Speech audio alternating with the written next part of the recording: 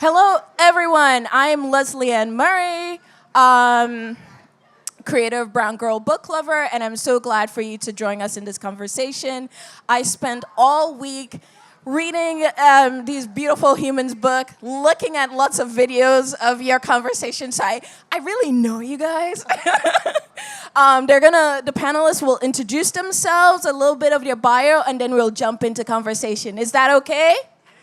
Yeah, let's get that. Is that okay? Yes. Go for it. I love that. Such a black woman call and response. Like, one more time. I know. Hello, everyone. My name is Morgan Jerkins. I'm the author of the most recent Zeal. It's a novel. It came out this past April, and I'm excited to talk about it. Woo! Hi, everyone. My name is Alejandro. I am a writer from the Bronx, and I wrote a novel. It's called Loca. It's in my Ziploc bag right now. I'll take it out in a second. Okay, because talking about books and talking about writers is really important to me, and I'm a teacher. I'm gonna just frame the conversation for you, okay? So, we're gathered here with both of these books because they have some shared themes, right? So some of the themes are origin and identity, legacy and ancestral memory, community and chosen family, love, loss, beginning, and intersectionality in terms of race, history, gender roles, and also both of these books are weaving a timeline together. Okay, so my first question is, how do the characters in each novel navigate pressure to preserve or reject part of their identity? Oh, sorry. That was a good one. we starting off high. Okay, sorry, I'm gonna start slow. Tell us about your book. Yeah. So Zeal is what I call an intergenerational love story. It's about two enslaved lovers that are separated at the brink of the Civil War, and we follow the trajectories that their respective families take until their descendants are in modern-day Harlem at the height of the pandemic, and we see their separation happening during that time, and they discover in that their centuries-long connection. So this is like a full circle moment for me because when I set out to write a love story during the pandemic, I met a person who worked at the Schomburg who was like, I need to show you something from our archives. And it was a love letter addressed from an enslaved man named James Tate, addressed to his wife, Olivia, on another plantation of February 4th, 1863. And the 4-page letter that he addressed her through an intermediary, he said to her, like, my master wants me to forget about you, but I just want you to know that I have it. And then when I saw that letter, I was like, that's the talisman for my book, is that through the art of letter writing that's passed down and finding your people, whether it's through personal letters, whether it's through bulletins, through the Chicago Defender or old Baptist churches and the Freedmen's Bureau, that's how you keep their culture and identity alive. That was beautiful. Thank you for sharing that. My novel Loca takes place. Hi, now. It takes place in the Bronx in 1999. It's about two best friends, Sal and Charo, who are Dominican immigrants who just moved to the country, and they're trying, and I like to say miserably failing, at building a new life for themselves in the new country. It's a novel that I wrote because I was very interested in friendship and in how complicated friendship can be when we take it seriously. I've been saying on book tour that I sometimes we think about friendship as a thing that we do when we go to brunch or when we go out dancing or partying or whatever. But friendship, when you take it very seriously, can be challenging, just as every other kind of relationship in our lives. So I wrote Loca to explore, to ask myself and tease out some questions that I had about what it means to be responsible to the people that you love. So, Alejandro, I've been looking at lots of interviews with you, right? And you said that you wrote this book from grief, right? Your cousin unfortunately passed away, and you were trying to like find yourself and like trying to heal that part of you. And this is how you started your introduction into the book. And so much of Zeal is about grief. We started off with grief, right? Through like after the Civil War, right? So my question is like, how do you write about grief and don't let it, and write with grief and let it like not overwhelm you? God, these questions are so good. Sorry, I just made that up too. I set boundaries for myself. When I wrote my second book, Wandering in Strange Lands, it was like part ethnography and personal narrative. And I remember distinctly, I had to write about slave mortality rates on rice plantations. And I could feel my cortisol spike. I have anxiety. I call myself an anxiety girly. And like, I could feel the cortisol in me, like just like getting a bit unruly. And I looked out the window and I saw the sun was setting. And I was like, that's it. That's it for the day. Close the tabs, put on something whimsical, setting boundaries for myself and saying, okay, you're not going to work on Saturdays, or you're not going to work when the sun sets. Like, you can't go to sleep with something that heavy. But also, like, being an African American and understanding that in a lot of our funerary traditions, grief is often tied with hilarity. Grief is often tied with singing. And grief is often tied with a state of joy that comes with it, that this is not the end. So that's how I was able to keep on, is that the understanding that each stage of someone's existence, it's not the end. And that there's something to celebrate in that. So that's how I... That's beautiful. Yeah, I try to think a lot about the ways in which we are told that we have to grieve versus the reality of how grief actually manifests in our lives. I started writing Loca because my cousin, who was really my older brother because we were raised together, died by suicide. And after he passed away, I sort of went through a period of self-destruction. And at one point, shortly after starting therapy, I thought, well, I ought to really do something with all of this energy that I have within me. For me, grief manifested as me going out a lot and destroying a lot of my relationships, and it just had a lot of energy within me. And writing the novel actually just helped me to channel all of that energy. I always tell people, none of the characters in my novel are me or any of the people that I love, but a lot of the questions that I had at that period of my life are explored in the novel, and I used a lot of the energy, the grief energy that I had within me to propel me forward. In so many ways, writing this novel saved my life. Yeah. So you alchemized it. Yes. Yeah. Oh my God, I really love how you said writing this novel saved your life. Morgan, can you speak about that? Like, did writing this novel save your life, or what did it save for you? I mean, I like to tell people a lot that, have you ever seen a work of art, or you listen to a song and you're like, that person had to go through something in order to be able to produce a particular work like that? And I think it was for Zeal. Like, I worked on Zeal for 4 years, and not only did this novel evolve, so did I had to as a human being. And it was just a profound love I had for African Americans, and a profound love I had for myself. That was the only way I was able to produce prose of that nature. So I always had to keep in mind that I'm doing this, I'm writing these characters who are so tender and loving to themselves because someone was first tender and loving to me. And so whether I listened to a Stevie Wonder song as sort of like an intro before I wrote, or whether or not I lit a white candle near my altar and just spoke about, like, I'm here because somebody else made the decision to love. That was always the engine for me to put something down. Even if it was only 5 sentences, like, I'm building a foundation. Oh, I really love that. I'm here because someone else found a foundation to love. Yes, amen. Yeah. Okay. I want to think about, like, storytelling, right? And I want to know, like, what roles does storytelling play in, like, reclaiming, like, lost identities and history within each of the novel? Do you mean like in regards to the story that we're writing, the story itself, or Both, but I thank you for that clarification. I love when people do that. I mean, I don't know. I think a lot about the kinds of stories that made my story possible, and the forms of storytelling that made me writing this novel possible.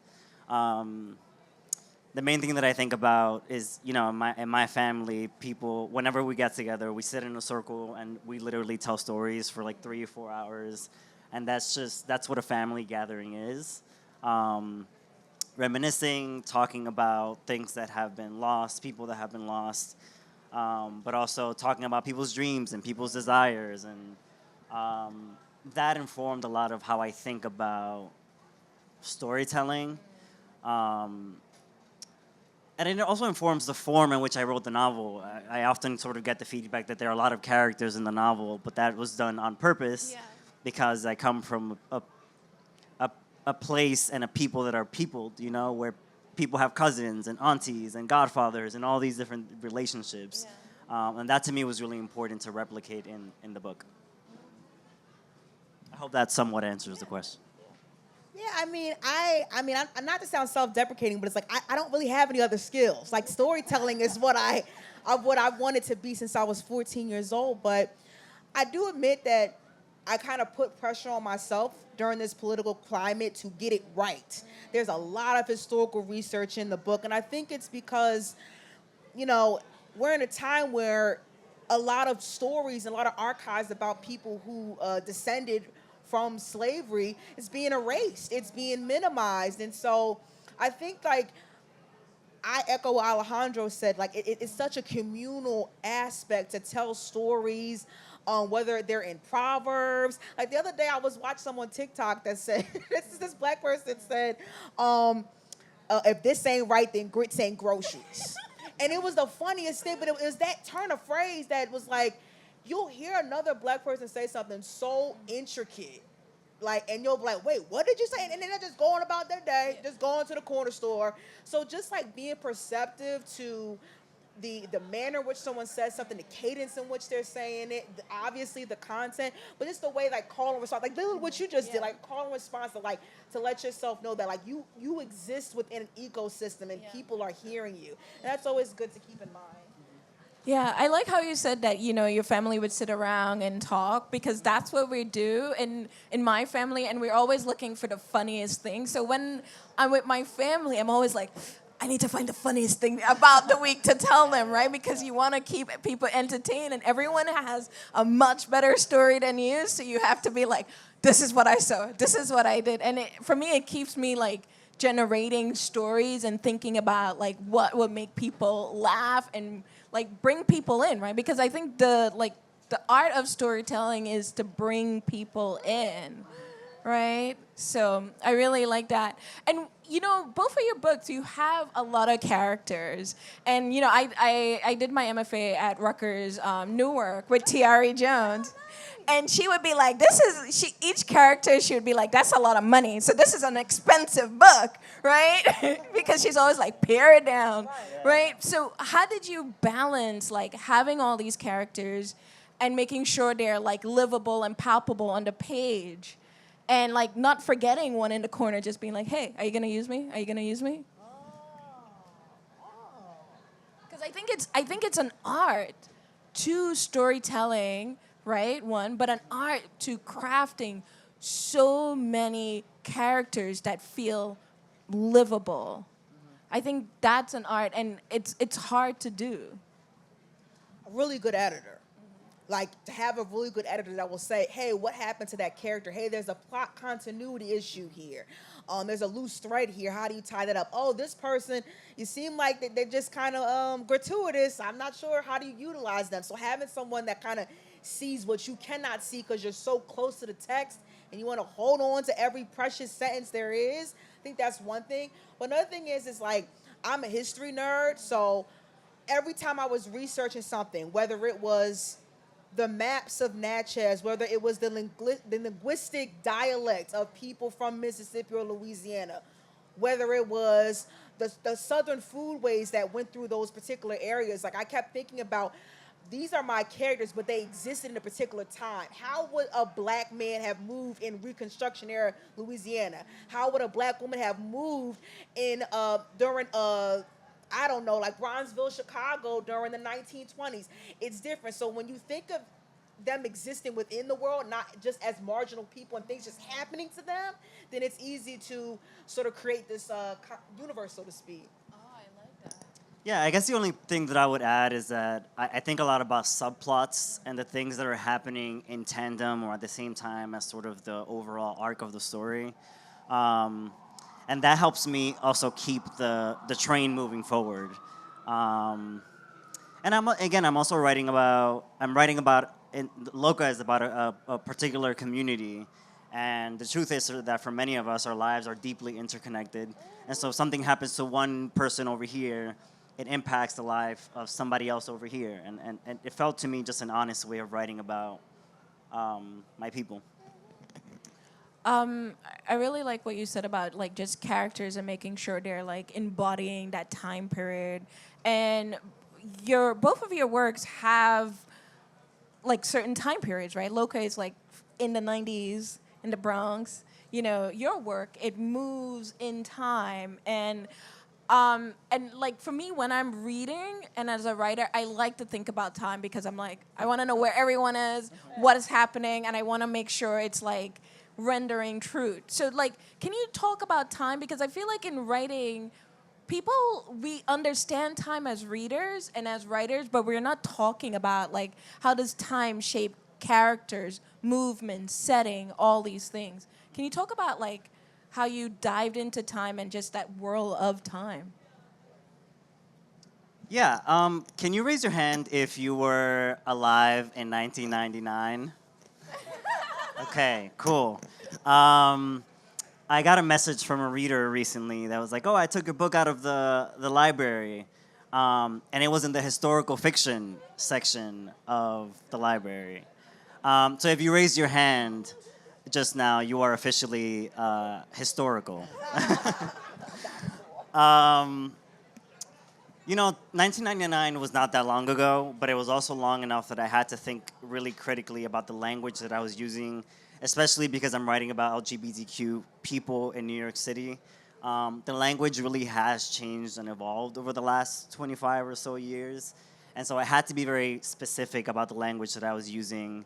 I was also really invested in I've been in therapy since I was 17 years old, but I was really invested in not including some of the contemporary language around the sort of therapized way of talking about people's lives that exists in our contemporary moment.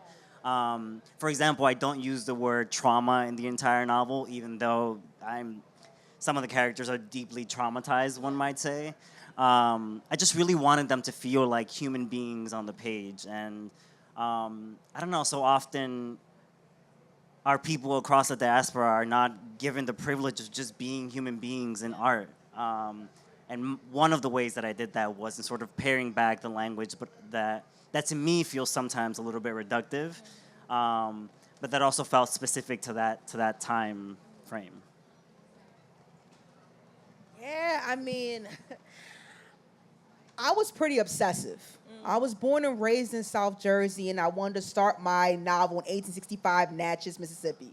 So I had my work cut out for me because I didn't know what the town looked like unless I looked at a map. I didn't know what they sounded like. And I was really nervous about trying to capture the dialect. So I'll use the dialect as an example. I actually interviewed linguists that studied African American dialectical traditions because I was like, how would you sound if you were living in Natchez at that time? And I remember one linguist told me, he was like, listen to Muddy Waters. Muddy Waters was born in that area. His grandparents most likely were living on a Mississippian plantation. So listen to his songs and dictate it yourself. Don't look at the lyrics that someone else, most likely a white person, dictated. Have you dictated. So I would dictate it, and then I would look at the rules I was setting. I was like, remember, African American vernacular English is very sophisticated and has rules. You don't want someone that hasn't grown up with the dialect to say, oh, I could just try it out and it's Gen Z slang. No, there's a system involved in that. And I know it's a system because I had a linguist who taught me a lesson. He was like, do you know sometimes that African Americans speak in quadruple negatives? And I was like, no, we don't. And he was like, yes, they do. And I was like, so have you ever heard somebody saying, I ain't never going there no more? I ain't never going over there no more. And I'm like, and I was like writing, like it felt like I was like in first grade again, but it's like someone's teaching you how to speak. And in learning how to speak, that helps to encapsulate a world of its own. So Tirza, for example, she knows how to write, and Letter is a talisman in the story.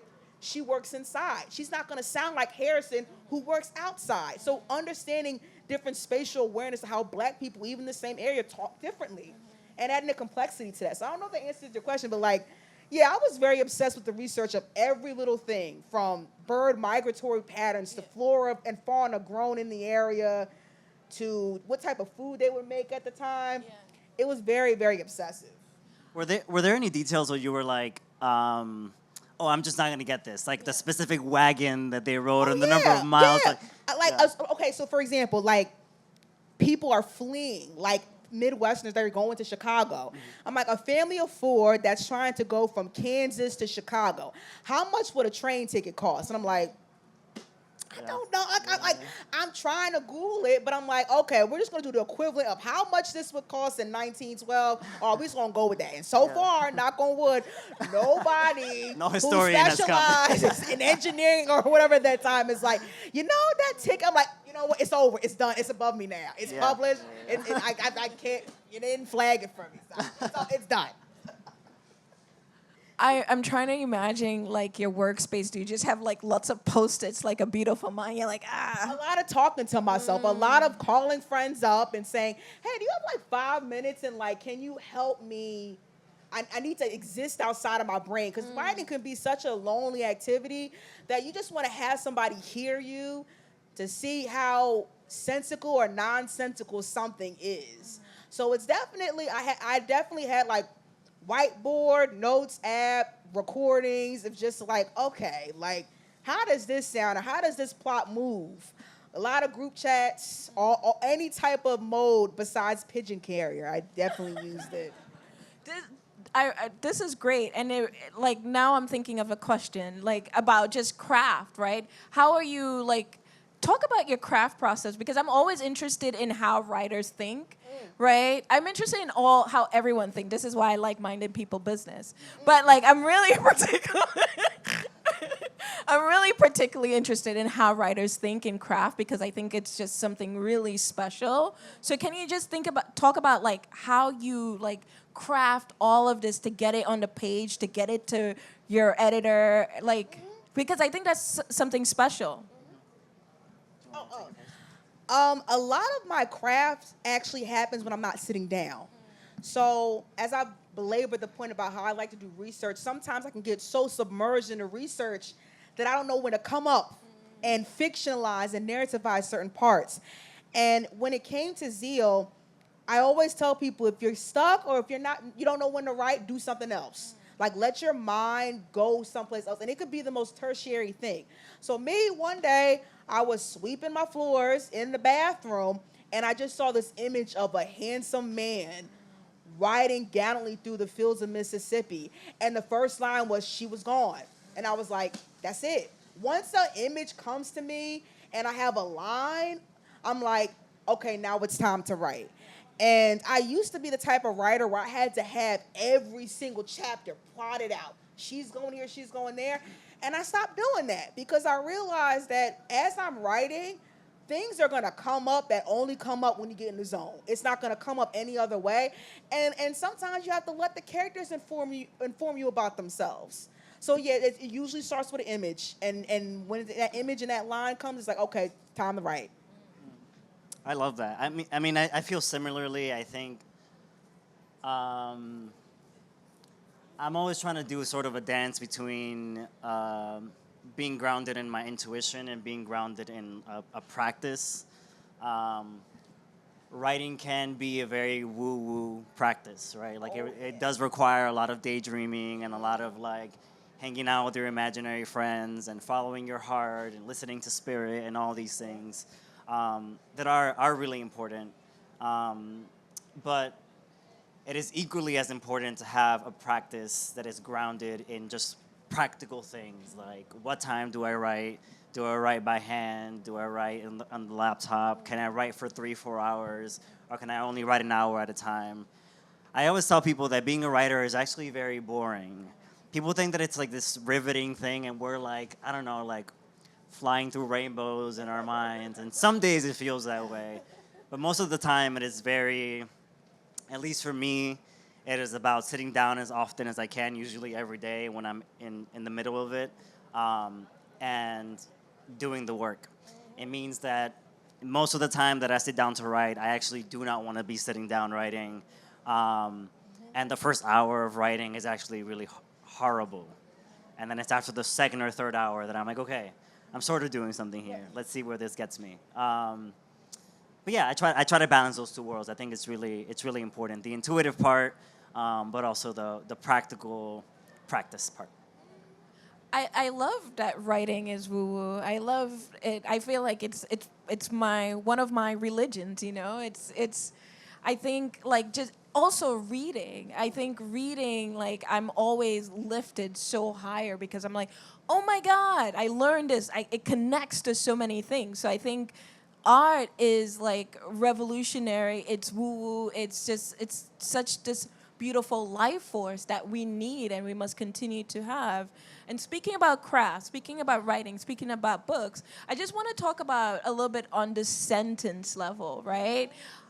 Because both of your work, and this is me, like I pretend I'm an editor, you know, so I'm like, I'm like, oh, this sentence is clean, this sentence is beautiful, like, and I just loved reading your work on a sentence level, and I love, like, sometimes I just read out loud to hear how it sounds out loud and in my mind, and yes, I think a lot of people think writing is sexy, and it is. If you're a nerd, right? No, I'm a nerd, but it is sexy, but it is a lot of work, right? And just talk about like just crafting like beautiful sentence, and how often do you have to craft until you get that sentence? Oh, it depends. Like sometimes I'm like, well, I wrote 800 words. That's all I got. It's something. That's all I got. And then other times, you might have 800 words, but it's one sentence that you like, oh, I did that. Like I did my big one with that. Like I was writing Zeal, and it was right in the beginning, and there's a scene where Harrison realizes his beloved is gone. He goes back to the plantation where they work, and it's gone. Everyone's not, you know, they vanished basically. And there's a local man by the name of Ezekiel who notices that Harrison is really sad. He's like, who's this woman? And Harrison is like, how do you know it's a woman? And Ezekiel's like, I know that look. Like, I had a woman on another plantation who I loved. And he was like, he said a line that I'm trying to remember. I wrote it. He said, her love made the stripes on my back feel like paper cuts. Yes. And when I wrote that line, I was like, I was like, no, that's mine. It's mine. If the editor takes it, I am grabbing it like tackle football. I am not. You're not getting that line. When I had that line right in the beginning, I was like, oh, you're doing something. And it's okay to, like, you know, as someone who's like learning to feel her feelings with the help of therapy, you're like, you know what? It's okay to be cheesy. It's okay to feel things.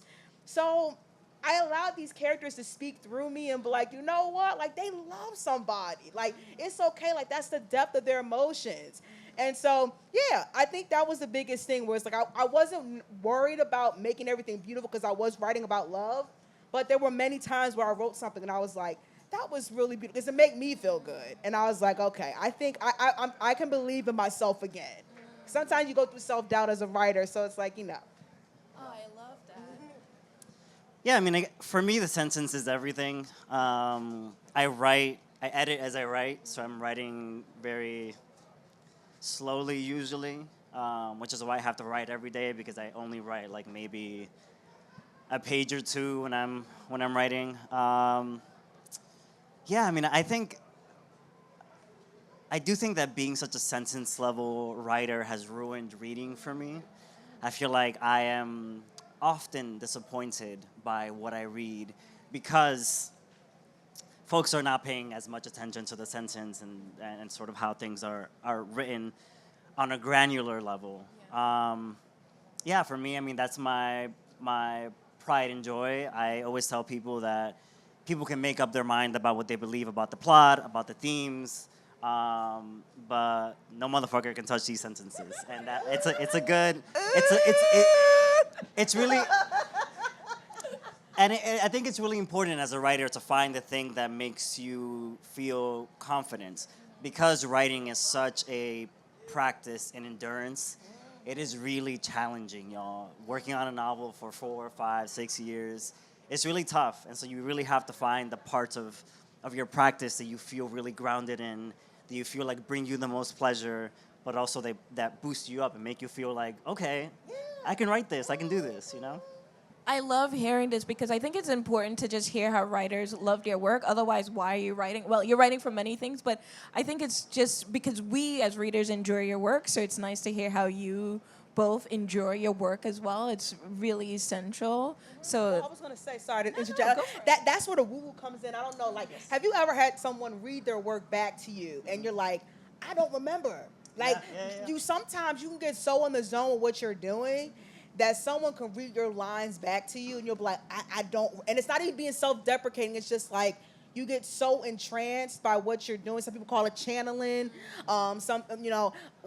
whatever the stage may be, that you're just going and you're in a state of flow. And then when someone reads it back to you, like, yeah, I did write that. Yeah.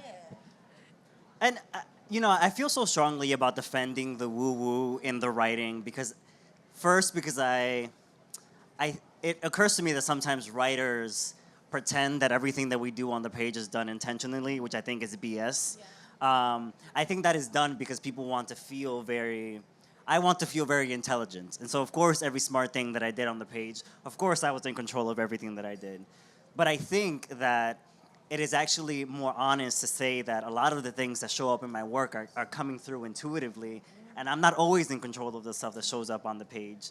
And actually, intuition is another form of intelligence that is just as valid as the logic, as the intention, as the things that I am sort of thinking about for years before I write them down on the page. I love that. Whoa, let's just say that together. Intuition is another form of intelligence. That I love that. Yeah, because I think like there's some works that like I read and then like I'm just like so in love with the language that I don't even have to think about plot. I'm just like, whoa, this is so beautiful. And I think about that work all the time. And I know she's going to be embarrassed if I shut her out, but there's a writer in here, Anel Lopez, that she has a short story collection. And in one of the short stories is about like this guy who went to the DR, he meets this woman, brings her over here. It's like the final story. And there is something about that story that I think about once a month, like the language, the longing, the loss.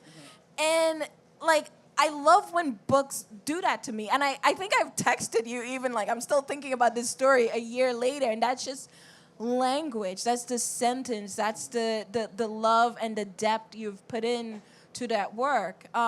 So I really appreciate when writers do this. I'm going to, like, ask one more questions, and then I'm going to, like, open it up to the audience. But as we were in conversation here, I was just like, oh, I really think we need to name this moment because I've always dreamt of this moment of attending literary festival where I can be like with young people, you know,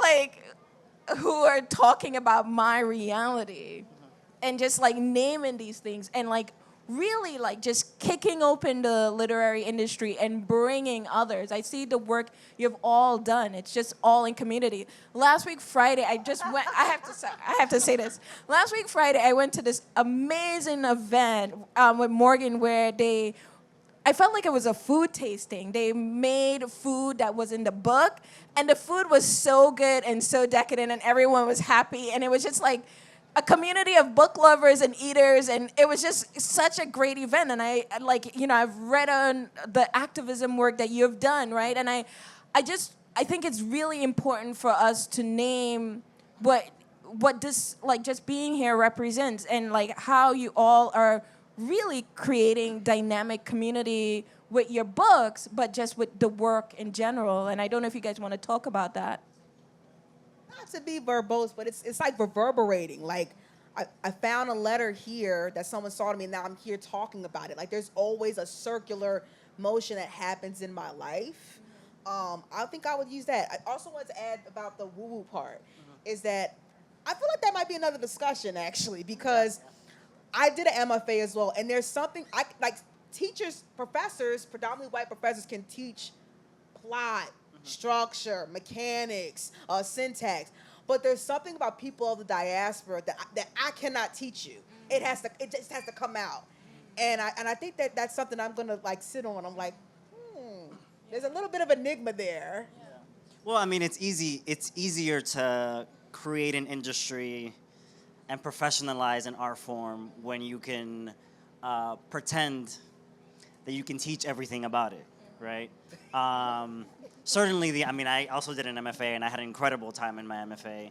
But there are parts of writing, as in all art forms, that you learn by just doing and being in the art, that no classroom, no teacher, no guidebook can teach you. I will also say that in regards to sort of kicking down doors, and it is really beautiful to see the landscape of literary arts changing. But it is important to remember that it's not changing fast enough, and that there are very well-intentioned people who believe themselves to be very intelligent, writing reviews and engaging with our work in ways that are incredibly reductive, right? So, for example, a lot of the reviews that early reviews of my book talked about how the book was about intersectionality, right? As if I am Kimberly Crenshaw in 1989, as if I am a sociologist who is doing sociological work rather than doing the work that I think or believe that I am doing, which is storytelling, right? And this isn't, of course, to disregard the importance of the language of social justice and the language of intersectionality, but it is just to say that, for example, the industry can only engage with our work when they believe that it is politically useful, when there is political utility, whereas the white women can write about existential crises and growing older and aging and love and the gamut of the human experience. And so that is something that I am keeping in mind always, what a privilege it is to be sitting in front of you and talking about art, while also emphasizing the importance of spaces like this and the importance of us continuing to show up for each other, because the industry is not showing up for us in ways that it should yet. Thank you so much for saying that. And before I open it up, this conversation just reminded me of something. So I did my MFA at Rutgers. I was, one of a few black students. And I had so much doubt, do I deserve to be here? Why am I here? I'm not good enough. All this confidence, right? Because you're not seeing these mirrors and windows, right? And Tiari Jones she accepted me in the program, my mentor, and one day I'm in her office I'm so terrible. And she's like, I chose you to be here. You deserve it. And I'll never forget that. I'm like, okay. And I think you need that. You need those mirrors. You need those windows. You need others to see your story, and that you can tell stories, right? It's so important in how we continue this, right? And you need shapeshifters. You need these well-read black girl and brown girl book lover who are going out there and reading and saying okay, if you're not talking about this writer, I will, right? So I think everyone has that capability of doing that. Now we're gonna open it up for questions. Go for it.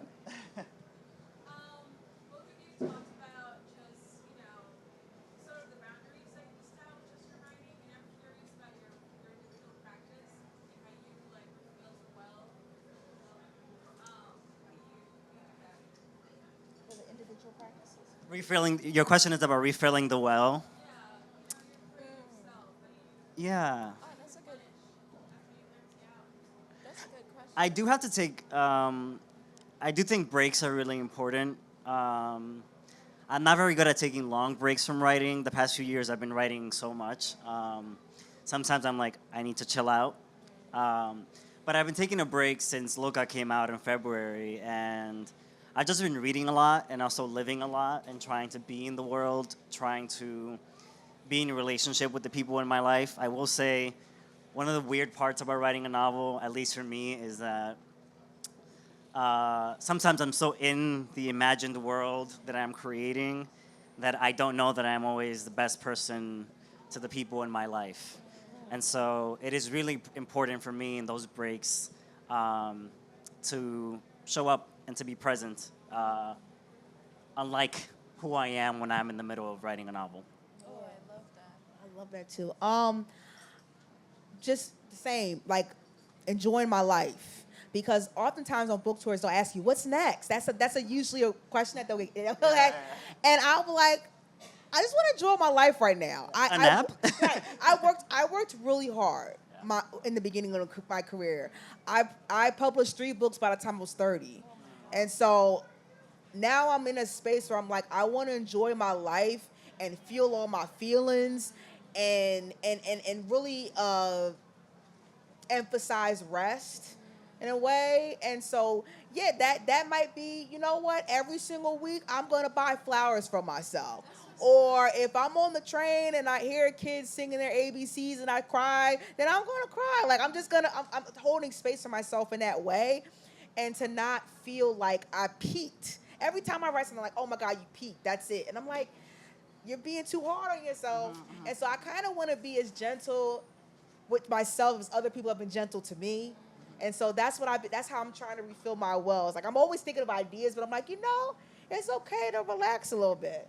And I will also say, I love or part of my self-care practice has also been about trying to disengage my art practice with the market or the strings of capitalism as much as possible, right? When you put a book out into the world, it is demanded of you just by the fact of selling a product that you be on in ways that can be actually quite exhausting, especially for introverts, an introvert like me. And so I try to just like create outside of the demand of a deadline or something that needs to be sent out to the world. That's really helpful. Go for it.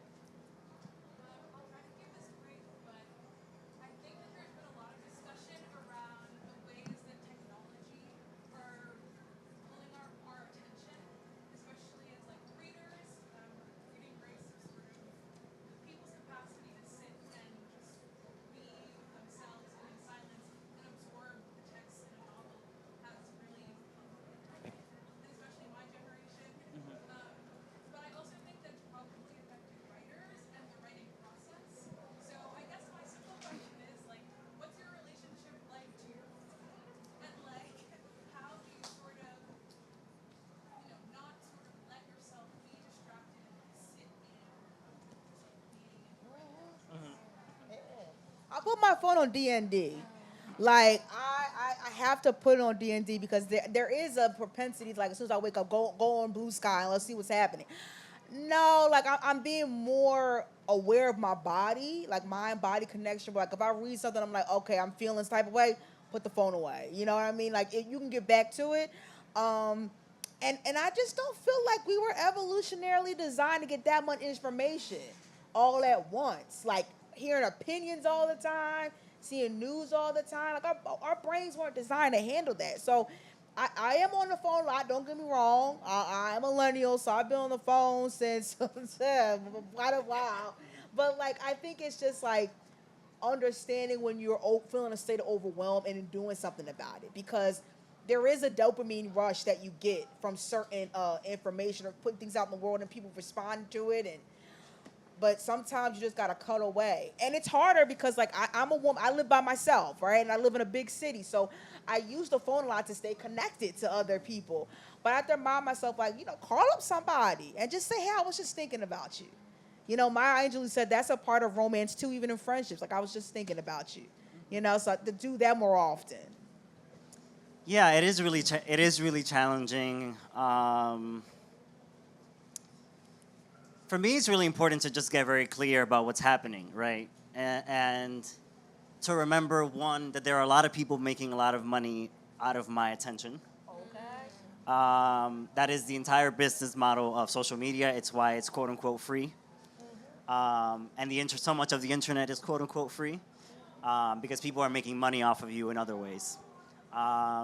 So philosophically, I try to remind myself of that so that I put my phone down as much as possible. I also try to remember that my work in the world as a writer is to make up my own mind.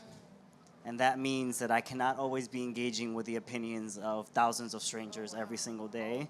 It means that I need peace and quiet to think and to question myself and to challenge myself.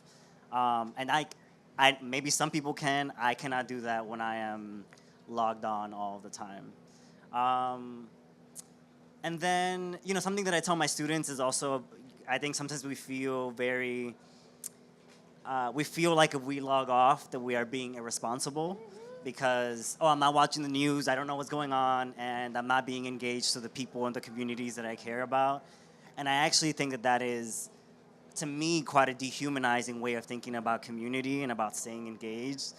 And in fact, I often wonder who and how we might be better to each other if we paid more attention to what's in front of us. And so practically what I do is what I did last year is that I got a flip phone. And every now and then I turn my phone off, my iPhone off, and it will be off for days on end. And if my family needs to reach me or someone needs to reach me, my flip phone is there. But I don't know, I always tell people you got to get really practical about it and just turn the phone off. It feels so crazy to say like, oh my God, I'm gonna turn my phone off because what if something falls from the sky? Somebody needs to reach me. But like, I don't know. I tell myself you're not that important. Things will be okay if you turn the phone off for a couple days. I wish Dear was an organ player, like at like literary festivals. So when a writer says something, we would be like, okay, we have room for like one more question, and then we have to wrap it up. Go for it, Leslie. No.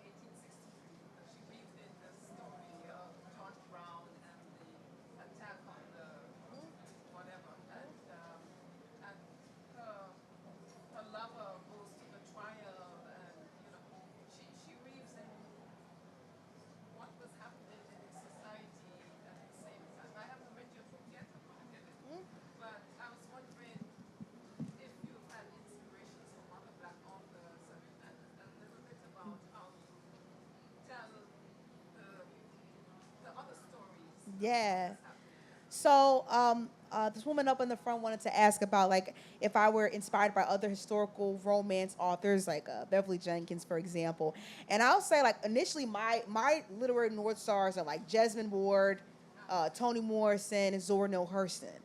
Jesmyn Ward because she's from Mississippi, Toni Morrison because duh, and also Zora Neale Hurston particularly because of the dialect of Southern Black folk. And then when I thought that I wanted to do an epic, that's what I consider Zeal to be an epic. Initially, I read epics from like Gabriel Garcia Marquez, for example. These were the people that I thought of. Like I think of epics, and I don't see me in them, and I wanted to write something like that. A lot of the inspiration I've taken from people I think are romantic are not necessarily authors, but they're writers or artists in other senses. So, for example, like hearing Duke Ellington or like hearing a Miles Davis, I'm like, I want my prose to sound like that. It's inspiring me in a particular way. Or looking at a particular like Romare Bearden painting, and I'm like, okay, it's inspiring me what he's doing, capturing like with immortalizing Black people on the page. And so I think I took all of these different influences like a gumbo and was like, how do I just write about people who found their humanity in loving others in spite of what the law or the carceral state would have said otherwise? I think that was what inspired me the most. Thank you so much, Morgan. Thank you so much. Thank you. Alejandro. Thank you, everyone, for joining us. I really appreciate it. This was like a beautiful, beautiful panel. Thank you, everyone.